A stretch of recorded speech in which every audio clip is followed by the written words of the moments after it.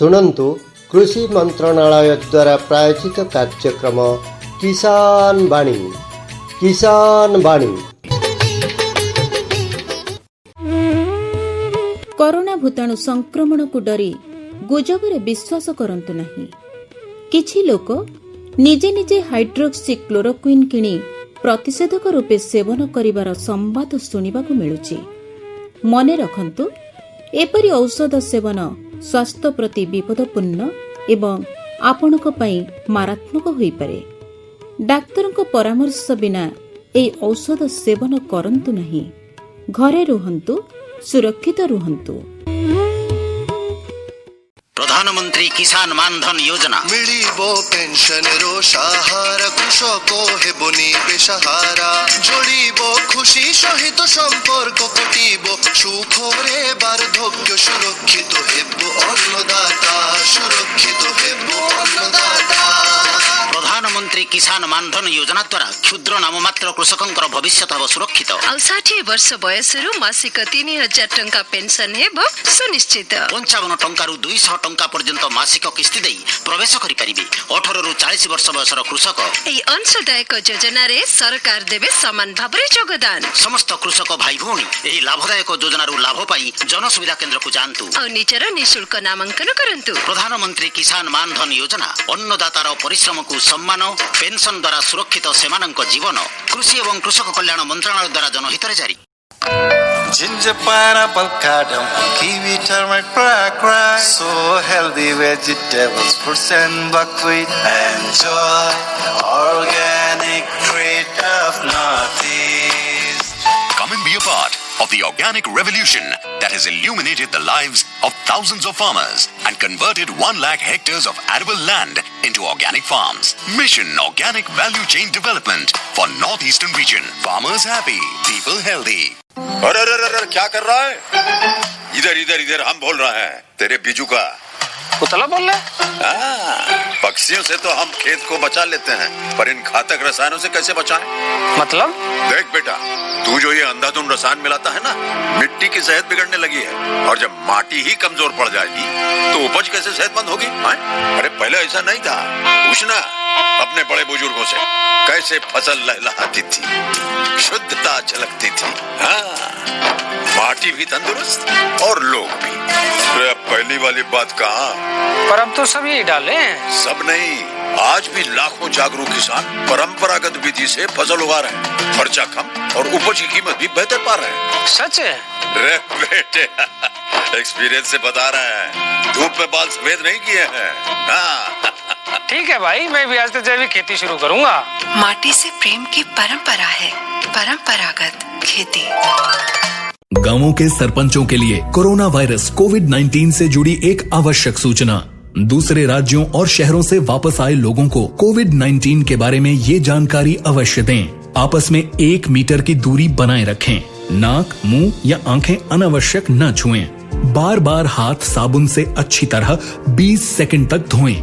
खांसते एवं छींकते समय रुमाल या कोहनी से नाक मुंह ढकें। कोविड-19 से बचाव के लिए आशा कर्मियों से सलाह लें। अधिक जानकारी के लिए अपने जिला मजिस्ट्रेट या मुख्य जिला चिकित्सा अधिकारी से संपर्क करें या भारत सरकार के हेल्पलाइन नंबर 1075 पर कॉल करें। कोरोना वायरस के खतरे से बचते हुए रबी की फसल की कटाई, बिक्री, सरकारी खरीद, नई फसल की जुताई और बुआई सुरक्षित हो सकती है अगर हम लगातार हाथों को साबुन और साफ पानी से नियमित अंतराल पर धोते रहें।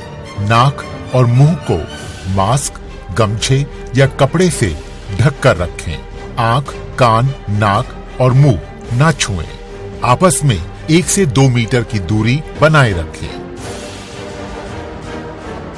इस समय रबी फसल की कटाई का काम भी जारी है। केंद्र सरकार और राज्य सरकारें मिलकर प्रयास कर रही हैं कि किसानों को कम से कम दिक्कत हो। कटाई करते समय खेत की एक पट्टी पर एक-एक श्रमिक ही काम करें। फसल को छोटे छोटे ढेरों में इकट्ठा करें। हर ढेर पर 1 या 2 श्रमिक ही काम करें। हाथ के औजारों को दिन में 3 बार साबुन और पानी से धोएं। एक दूसरे के साथ औजारों की अदला बदली न करें। खाने पीने के अपने बर्तनों का इस्तेमाल करें, एक दूसरे के बर्तन प्रयोग न करें। हर रोज धुले हुए साफ कपड़े पहनें। श्रमिकों के शौचालयों और हाथ धोने की जगह की ठीक से सफाई जरूरी है। थ्रेशिंग के दौरान भी इन सभी बातों का ध्यान रखें। जहां थ्रेशिंग का काम चल रहा हो उसके आसपास थूके नहीं। फसल के दाने मिट्टी या जमीन के संपर्क में न आए। फसल उत्पाद को घर में रखने से पहले 48 घंटे तक धूप में रखें। कंबाइन, हार्वेस्टर, थ्रेशर, जुताई और बुआई की मशीनों को इस्तेमाल से पहले साफ करना और संक्रमण मुक्त करना जरूरी है। मशीनों के इस्तेमाल से पहले और इस्तेमाल के बाद हाथ साबुन से साफ करें। वाहनों, बोरियों, थैलियों और पैकिंग के दूसरे सामान की साफ सफाई पर भी खास ध्यान रखें और संक्रमण मुक्त रखें। फसल को वाहनों में चढ़ाना हो, बिक्री केंद्र तक पहुंचाना हो, बिक्री और खरीद के दौरान और नई फसल की जुताई तथा बुआई के समय साफ हाथ, मास्क का इस्तेमाल और एक दूसरे से 4 से 6 फुट की दूरी जरूरी है। खरीद केंद्र पर आने से पहले श्रमिकों की जांच। खरीद केंद्र पर भीड़ न हो इसलिए पंजीकृत किसानों को वाहनों के अनुमति पत्र के साथ SMS के जरिए निश्चित समय पर बारी बारी से बुलाया जाए। गोदामों पर खरीदी हुई फसल को लेने में शीघ्रता करें ताकि श्रमिकों को रुकना न पड़े। कोरोना के खतरे से बचाव और अधिक जानकारी के लिए आरोग्य सेतु ऐप डाउनलोड करें। देश में खाद्य सुरक्षा के ये सिपाही भोजन की निरंतर उपलब्धता को सुनिश्चित करते हैं। इसलिए किसान स्वस्थ रहे तभी हम कोरोना वायरस से जीत पाएंगे, आगे बढ़ पाएंगे। किसान सबल, देश प्रबल। कृषि एवं किसान कल्याण मंत्रालय, भारत सरकार द्वारा जनहित में जारी। निजकु कोरोना प्रभावरु केते विपद अछि जानो ना? कोरोना को जम्मा डरना। सीधा आरोग्य सेतु आप रे आसंतु ना। जदि आपणक निकटस्थ किए कोरोना संक्रमित व्यक्ति अछंती ताहाले तुरंत अलर्ट पाओ ना। जदि नाहंती ताहाले टेंशन जम्मा नियो ना। कोरोना रो सठिक ट्रैकिंग करूछि एही ऐप। ता उपरे सबु अंचलर हेल्प डेस्क नंबर दिया जायछि एही ऐप रे। आपण केवल सामाजिक दूरता रखंतु ना आ आरोग्य सेतु ऐप डाउनलोड करंतु ना। छोट हेउ कि बड़ हेउ सबु फोन रे आरोग्य सेतु ऐप डाउनलोड करंतु ना। कोरोना को जम्मा भय करना।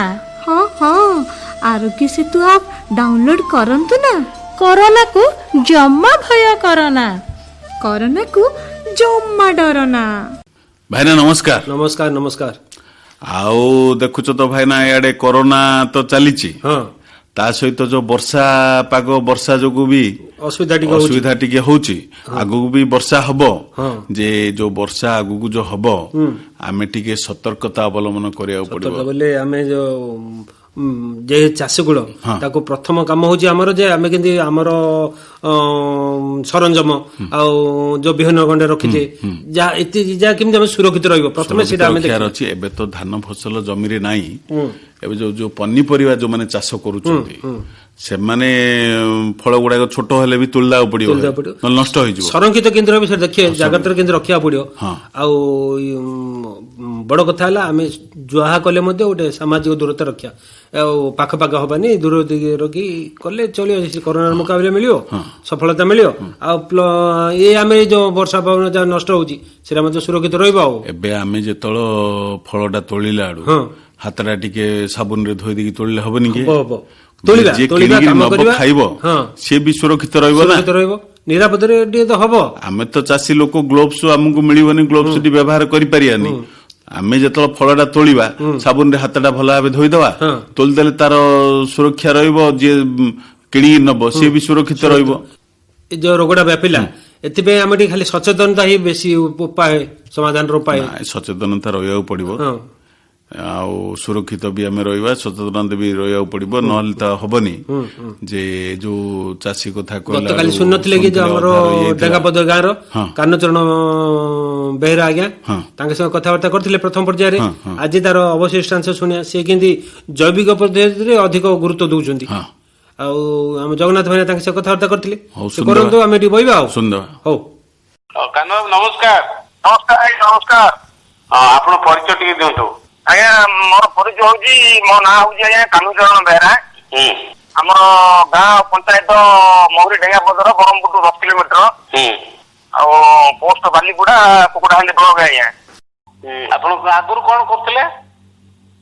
ଆଗରୁ ମୁଁ ବିଜନେସ କରିବାର, ତାପରେ ପେଷ୍ଟିସାଇଡ ରେ ବି ମୁଁ ଗୋଟେ ଡିଷ୍ଟ୍ରିବ୍ୟୁଟର ଥାଇକିରି ଔଷଧ ବିକ୍ରି କରିବାର, ଚାଷୀ ମାନଙ୍କୁ ଠକିବାର, ମୁଁ ଯେମିତି କମ୍ପାନୀର ପଇସା ପାଇବାରେ ସେ ହିସାବରେ ମିଛ ସତ କହିବାର, ଏ ସବୁ ବେକାର ଜିନିଷ ବାହାର ଦେଶର ଲୋକ ଆମ ଭାରତକୁ ଧ୍ୱଂସ କରିବା ପାଇଁ ମିଳିକିରି ଏ ସବୁ ବ୍ୟବସ୍ଥା କରିକିରି ଆମକୁ କାମ କରୁଛନ୍ତି। ଆମ ପାଖରେ ଆଜ୍ଞା ସେ ଜିନିଷ ବିକ୍ରି କରିକିରି ସେମାନେ ରାତି ପାଇଲେ କୋଟି କୋଟି ଟଙ୍କା ନଉଛନ୍ତି। ଆମେ ରୋଗଗ୍ରସ୍ତ ହେଇକିରି ଭାରତବାସୀ ଆଜି ଧ୍ୱଂସ ହେଇକିରି ପଡିଛନ୍ତି। ଆମେ ହେଇଛି ଆପଣ ଯୋଉ ମହାପୁରୁଷ ଆମର ଜଣେ ଶିଖେଇଲେ, ଯୋଉ ପଦ୍ମଶ୍ରୀ ପାଇଛନ୍ତି ବୋଲି କହିଲେ, ସେ ମହାଶୟଙ୍କର କଣ ତାଙ୍କର ସିଏ ଆପଣ ଫାର୍ମ ହାଉସ ଅଛି ତାଙ୍କର, ଯାଇଥିଲେ ଆପଣ ଶିଖିବା ପାଇଁ?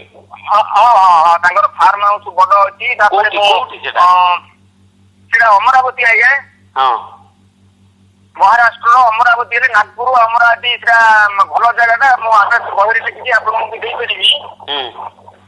ଆଉ ପାଲକରଜୀଙ୍କର ମାଧ୍ୟମରେ ସୋନା ଫାର୍ମ ମିଳିକିରି ଗୋଟେ ମହାରାଷ୍ଟ୍ର ଔରଙ୍ଗାବାଦରେ ବି ଅଛି। ସେ ଫାର୍ମକୁ ଆମେ ଭିଜିଟ କରିବାକୁ ଯାଇଥିଲୁ 6 ମାସ 7 ମାସ ତଳେ। ଔରଙ୍ଗାବାଦରେ 250 ଏକର ଜମିରେ ଜଣେ ମୌସୁମୀ ଲଗେଇଛି ଖାଲି ଆଜ୍ଞା, ଓନ୍ଲି ଜୀବାମୃତରେ ଖାଲି, ମାନେ 20ଟା ଦେଶୀ ଗାଈ ରଖିକିରି ଆଉ ତାର ପଦ୍ଧତିରେ ସେ ଖାଲି ମୌସୁମୀ ଲଗେଇଛି। ବହୁତ ସ୍ୱାଦ ଆଜ୍ଞା ମୌସୁମୀ। ଆଚ୍ଛା, ଆମର ଏଇ ଅଞ୍ଚଳରେ ପାଣିପାଗକୁ ନେଇକିରି ଆମର ଏଇ ଅଞ୍ଚଳରେ ଯୋଉ ଫଳ ଚାଷ କଥା ଆପଣ କହିଲେ, ମୌସୁମୀ କୁହନ୍ତୁ କି ପିଜୁଳି କୁହନ୍ତୁ, ଯା ଆମର ଏଇ ଜଳବାୟୁରେ ହେଇପାରିବ କି ସେମିତି ତାଙ୍କର ଭଳିଆ? ସବୁ ସୃଷ୍ଟିର ଯାହା ଅଛି, ମାଟିକି ଆମେ ଯୋଉ ମାଟି ପରୀକ୍ଷା କରୁଛନ୍ତି, ଏଇଟା ମହାପାପ କାମ। ମାଟିକି ପରୀକ୍ଷା କରିବା କଥା। ଏଇ ମାଟି ହଉଛି ମା, ସେ ଭିତରେ ମହାସାଗର ଭଣ୍ଡାର ଥୁଆ ହେଇଛି। ଆଉ ଅନ୍ନପୂର୍ଣ୍ଣା ସିଏ, ଏ ଜମି ଭିନେ ସେ ଜମି ଭିନେ ସେମିତି କିଛି ନାହିଁ ଆଜ୍ଞା। ସବୁ ମାଟିକି ଆମେ ଯଦି ସୁସ୍ଥ ସବଳ କରିବା, ଏ ଜୀବାମୃତ ପକେଇବା, ପ୍ରକୃତିର ମହାଦାନ ପଞ୍ଚମହାଭୂତରେ ସବୁ ସୃଷ୍ଟି ସର୍ଜନା ହେଇଛି ଆଜ୍ଞା। ଆଜ୍ଞା। ଆଉ ପଞ୍ଚମହାଭୂତ ଦେଖନ୍ତୁ, ପବନ ମାଗଣା ମିଳିଲା, ସୂର୍ଯ୍ୟ ରଶ୍ମି ମାଗଣା ମିଳିଲା, ତାପରେ ଯୋଉ ଜିଆ ଭଗବାନ ତିଆର କରୁଛନ୍ତି କେଞ୍ଚୁଆ ଦେଖିକି ଆସି ଆମ ପାଇଁ 24 ଘଣ୍ଟା ଅନବର୍ତ ମାଟିକି ପୁରା ତାକୁ ଚାଷ କରିବାରେ ଲାଗିଲା ଭିତରକୁ। ଆଉ ମଣିଷ ଏ ଯୋଉ ଉଷ ପକେଇଦେଲି, ପିଢିଆ ପକେଇଦେଲି, ବଢିଆ ହଉଛି। ସିଏ ଖାଲି ମାନସିକତା ଇଏ ହେଇଛି। ତାପରେ ଯୋଉ କେମିକାଲ କିଛି ସମୟ ପାଇଁ ମିଳିକିରି କାମ କରୁଛି, ସେଇଟା ଲାଷ୍ଟିଂ ନାହିଁ। ଆପଣଙ୍କର ଏବେ ଯଦି କେମିକାଲ ପକେଇଲେ ସାଙ୍ଗେ ସାଙ୍ଗେ ବାହାରି ପଡିବ, ସାଙ୍ଗେ ସାଙ୍ଗେ ନଷ୍ଟ ହେଇଯିବ। କିନ୍ତୁ ମୁଁ ବାଇଗଣ ଏବେ ଲଗେଇଛି, ଆପଣ ଆସନ୍ତୁ ଦେଖିବେ। ବାଇଗଣ ଲଗେଇବାର ବର୍ଷେ ହେଇଗଲା। ମୋ ଭାଇ ଜଣେ ଲଗେଇଥିଲା ବିନା କେମିକାଲ ରେ, ମୁଁ ଲଗେଇଛି ବିନା କେମିକାଲ ରେ। ତାର ଗଛ ଉପୁଡିକିରି ସିଏ ନଷ୍ଟ କରିକିରି ଧ୍ୱଂସ ହେଇଗଲାଣି। ମୋର ଯେମିତି ସେମିତି ବାଇଗଣ ଗଛ ଅଛି, ଆଉ ଭଲ ଭଲ ବାଇଗଣ ବି ବାହାରୁଛି।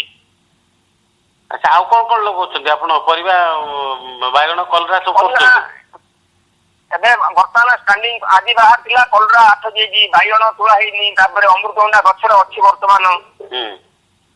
ଆଉ ଅଲଡି ଗୋଟେ 2 କିଲୋ ବାହାରିଥିଲା, ଆଜି ଅନୁକୂଳ ହେଲା ନୂଆ ଅଲଡିଟା। ପୁରୁଣା ଅଲଡି ତ ଫଳ ଅଛି, ମୁଁ କହୁନି, ସେ ମଞ୍ଜିକି ଛଡା ହେଇଯାଇଛି, ମଞ୍ଜି ତରକାରୀ କରି ଖାଇବା ପାଇଁ ଘରେ।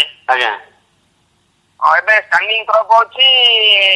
ସିଆଡୁ ମଧ୍ୟପ୍ରଦେଶରୁ ଗୋଟେ ବିହନ ଆଣିଥିଲି, ଲାଉକି ବୋଲିକିରି, ସେଟା ଜମି ଟାଇପଟା। ସେଇଟା ଗୋଟେ 2-3 କିଲୋ ଏ ଭିତରେ ସହ ଫସଲ। ମାନେ ଆଜ୍ଞା, ଏ ଯୋଉ ସବୁ ମିଶାମିଶି କରି ଲଗେଇଲେ କଣ ହଉଛି ବୋଲେ ପରିପୂର୍ବ ଆଜ୍ଞା। ଏ ଗଛର ଯୋଉ ଜିନିଷଟା ସେ ଛାଡୁଛି, ଆଉ ଗୋଟେ ଗଛକୁ ଗ୍ରହଣ ହଉଛି ଆଜ୍ଞା। ଯାହାର ଏଇଟା ଦରକାର ନାହିଁ, ସେଟା ଅନ୍ୟର ଦରକାର ହଉଛି। ସେଥିପାଇଁ ହଉଛି ଆମର 75 ବଗାନ ଆନା ହଉଛି। 0 ବଜେଟ କ୍ଷତି ବା ନ୍ୟାଚୁରାଲ ଫାର୍ମିଂ, ପ୍ରାକୃତିକ ପଦ୍ଧତି, ଆଧ୍ୟାତ୍ମିକ ଚାଷ। ଗେଣ୍ଡୁ ଫୁଲ ବି ଲାଗିଛି। ଗେଣ୍ଡୁ ଫୁଲ ଏବେ ଟିକେ ରେଟ୍ କମ ମିଳିଛି। ବର୍ତ୍ତମାନ ଗେଣ୍ଡୁ ଫୁଲ ଏବେ ତୁଳିଲେ 10-12-15 କିଲୋ ବାହାରିବ, କିନ୍ତୁ ମୁଁ ବଜାରକୁ ନଉନି ଏବେ। ହେଲେ ଭାଇ ଦେଖ, ଶିକ୍ଷିତ ଲୋକ ହେଇକିରି ତାଙ୍କେ ଯୋଉ କାମ ଏତିକି ଚାଲାକିରେ କାମ କରୁଛନ୍ତି, ତାଙ୍କଠୁ ଶିଖିବା କଥା ସମସ୍ତେ ସେଇ ଯଦି କରିବା ଆମେ ଏତେ ଦୁର୍ଗତିକି ଡାକି ଆଣିବେନି ନିଜେ ସୁରକ୍ଷିତ ରହିବା ଅନ୍ୟକୁ ମଧ୍ୟ ସୁରକ୍ଷିତ ରଖିବା। ତାପରେ ଆମେ ଯଦି ପନିପରିବାଟା ସେଟା ବିକ୍ରି କରିବା ବି ଜୈବିକ ପଦ୍ଧତିରେ କଲେ ଲୋକ ବି ଖୁସିରେ 5 ଟଙ୍କା ଅଧିକ ଦେବେ ଜିନିଷଟା ଭଲ ହେଲେ ଖୁସିରେ ଦେବେ ଆଉ ଅଟୋମେଟିକ ଦେବେ।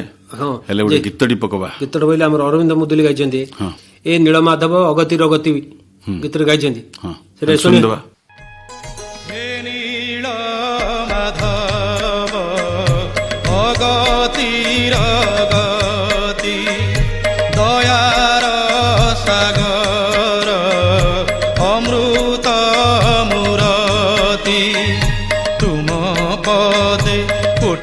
प्रणति तुम पदे कोटि प्रणति लक्ष्मी सरस्वती पारुषे अछन्ति लक्ष्मी सरस्वती पारुषे अछन्ति पादरु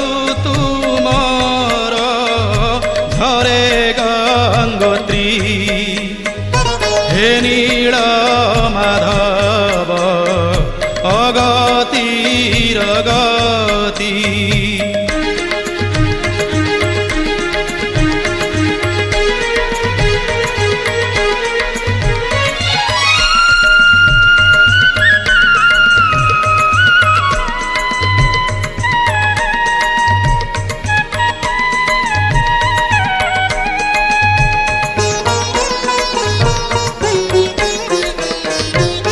पतित पाइकी नेत उडाउँछ ब्रह्माद्री शिखरे बसी चौबाटेकी अभय जाचु छ रङ्गीमा धरे हसी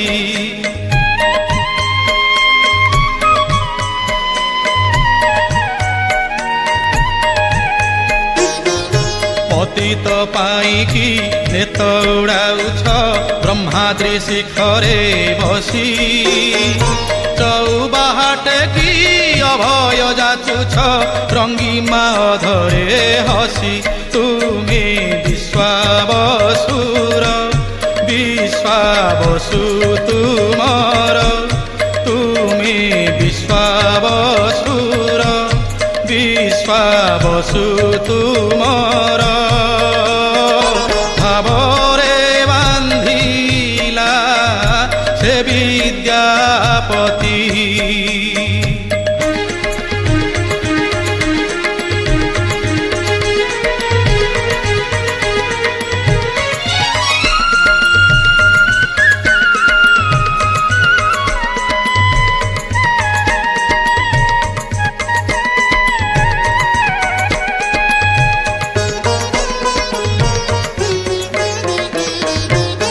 ନିଜକୁ ନିଜେ ତ ପ୍ରକଟିଲ ପ୍ରଭୁ ମହିମାର ଅନ୍ତ ନାହିଁ ହେ କରୁଣାମୟ ତୁମରି ଆଦେଶେ ଦିବାନିଶି ହେଉଥାଇ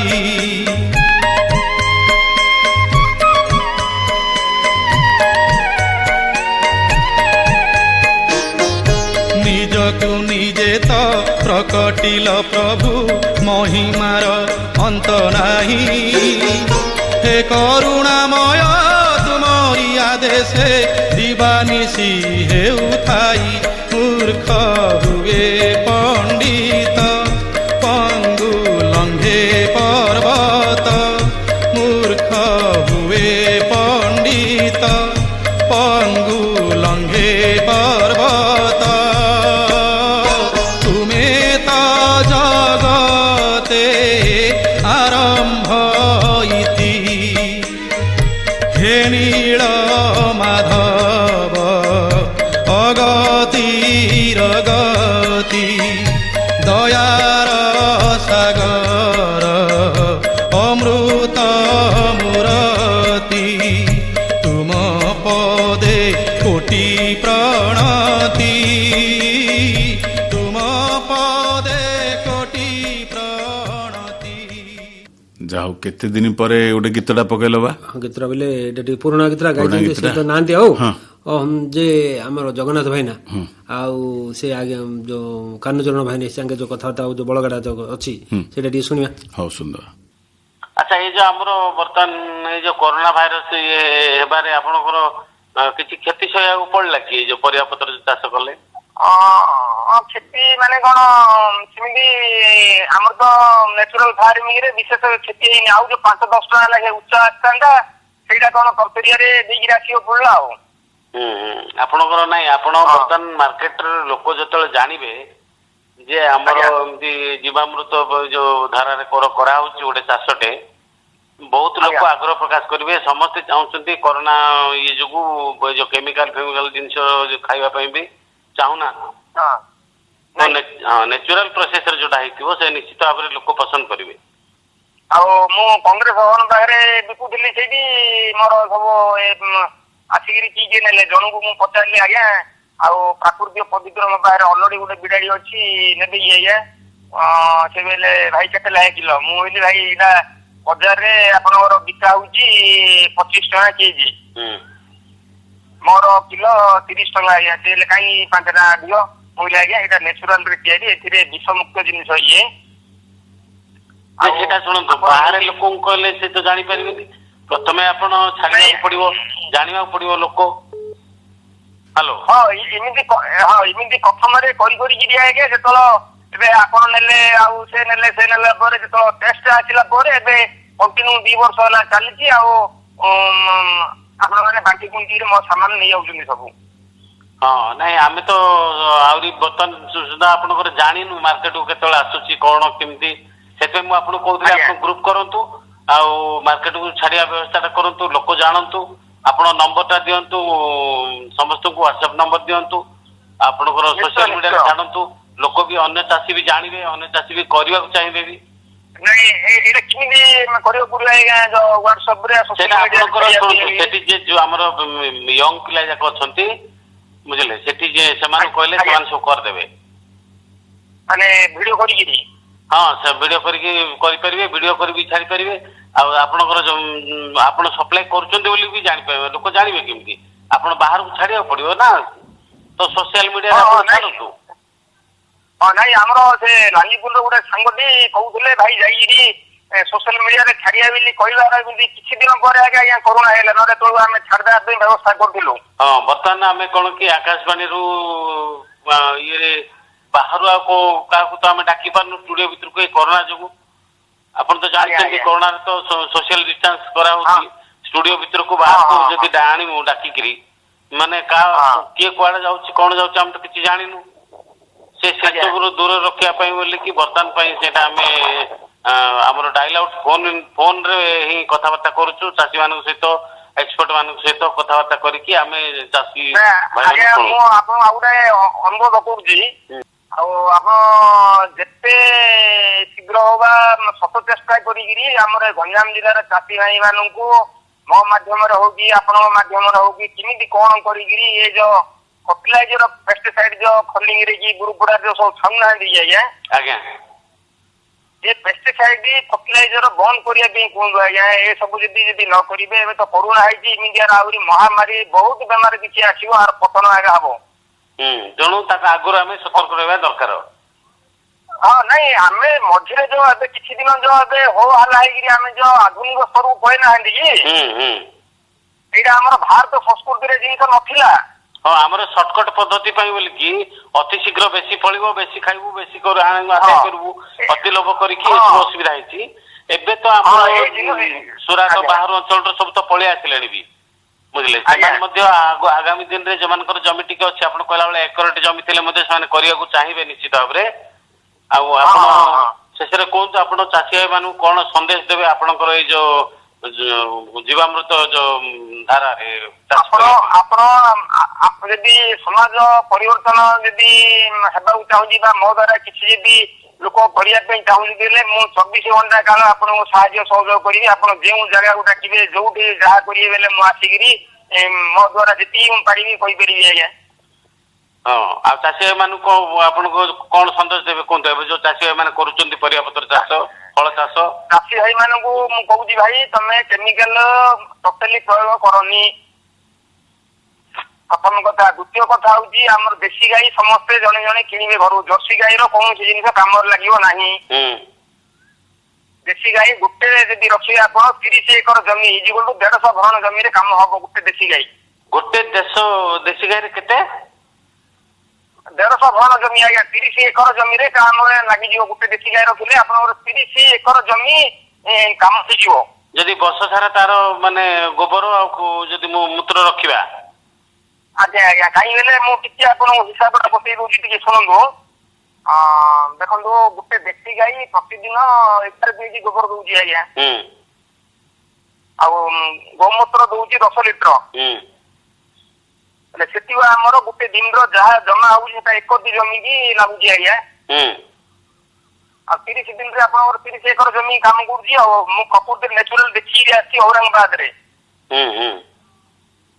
मुझे 2 वर्ष है कर बहुत संतोषजनक आ बहुत खुशी अच्छी मत क्वालिटी मेंटेन लगुच मोर परिवार भी सुस्थ अच्छी मुझे जानी कहीं 5 प्रकार आइटम खाइली जिनस मुझे सार प्रयोग किसी ना सार टोटाल नहीं आज्ञा गोटे ग्राम नहीं कि भी पड़िया नहीं आप आसिले भी टे दयापूर्वक केतल समय बाहर कर आसनु आज्ञा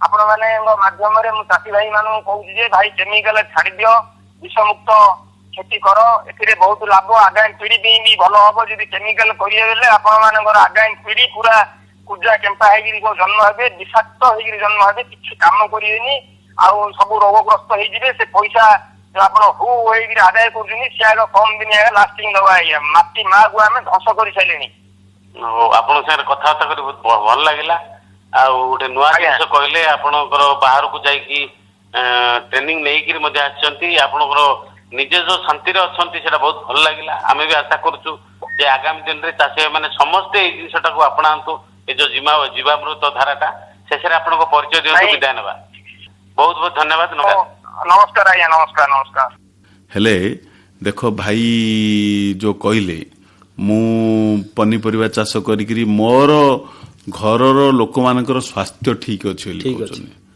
माने सी कहते दृढ़तार सहित कहते मु जो ऑर्गेनिक फार्मिंग करबा जोगु मु जो खाऊची खाद्य मो घर लोक को किछि होउनी सी तो गोटे उदाहरण है सेटा समस्त जब सेमती करियो बोले कोन ए जो रोग सब जो व्यापीची आ सेटा कोन हमें जो आखि बुझी जो उत्पादन वृद्धि करिया पे जो लागि पड़ले आ उत्पादन सेना पड़ला ता समाज रो अधोगति हला हमर जो प्रवासी ओडिया भाई माने जो जायगिरी आसीचंदी आंकुडू भी टिके शिखिवा कथा माने से जो जायगिरी से जो खटुचंदी कोरोना धरिकी आउचंदी एठी कोन करबो गां रे रहिबो चाषबास करबो 5 पैसा अधिक पाइबो से परिश्रमटा जदि तमे एती करबो काई न उन्नति होबो कोन सेठी काई नहीं तमे सेठी हमर राज्य उन्नति होबो तांकर भी तांकर घरर लोक भी उन्नति हेबे ठीक कथाटे तम प्लस 5 पैसा अधिक भी पाइबे हां से कथा गोटे समस्त सचेतन हवा दरकार जे हो आ तो कथा समय हलानी जीवा चलो।